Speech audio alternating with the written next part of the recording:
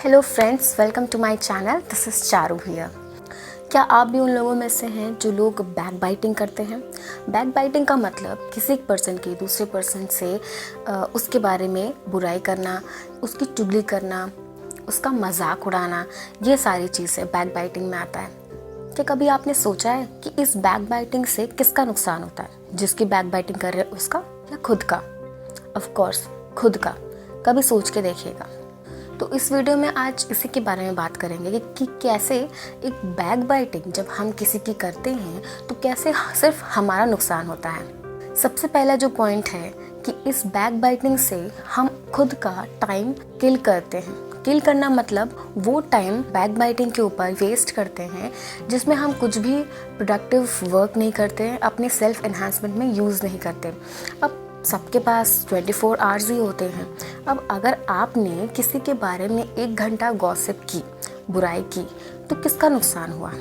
उसका टाइम गया जिसका आप बैक बाइटिंग कर रहे हैं, या आपका टाइम गया क्योंकि आप बैक बाइटिंग कर रहे हैं? और सिर्फ बैक बाइटिंग में ही जितना टाइम गया उतना ही टाइम वेस्ट नहीं होता।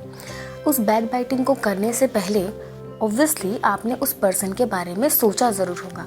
तो सोचने में भी अगर आपने 15 से 20 मिनट लगा दिया तो सोचिए अब आपका 1 घंटा 20 मिनट वेस्ट हो गया सिर्फ बैक बाइटिंग में।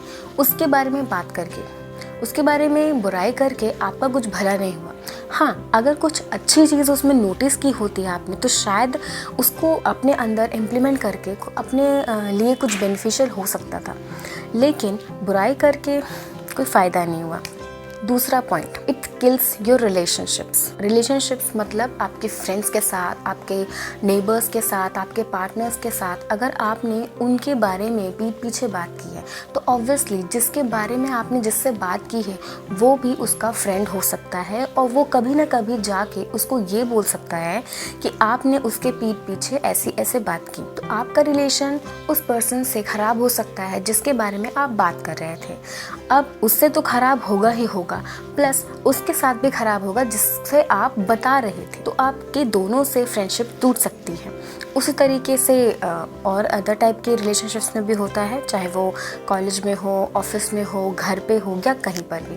तो इससे आप टाइम के साथ साथ अपना रिलेशनशिप भी लूज़ कर सकते हैं। थर्ड पॉइंट, ये जो बैक बाइटिंग होती है इसका जो कंटेंट होता है बैक बाइटिंग का वो किसी गार्बेज से कम नहीं, यानी कि ये कोई भी यूज़फुल इन्फॉर्मेशन नहीं होती है जो आपके ब्रेन को प्रोडक्टिव बनाए, हेल्दी बनाए। इस गार्बेज को अपने ब्रेन में इकट्ठा करने से सिर्फ हमारा नुकसान होता है, हमारे ब्रेन की प्रोडक्टिविटी नहीं होती, हम कुछ अच्छा सोच नहीं पाते क्योंकि इन्फॉर्मेशन ही ऐसी है। हम उसी डायरेक्शन में सोचते रहते हैं जिस तरह की इन्फॉर्मेशन हम एनवायरनमेंट से ग्रैस्प करते हैं। जहाँ तक हो सके यूज़फुल इन्फॉर्मेशन को अपने ब्रेन में स्टोर करिए। गार्बेज को अगर हम स्टोर करेंगे तो गार्बेज ही बाहर आएगा। अब बात करते हैं फोर्थ पॉइंट की।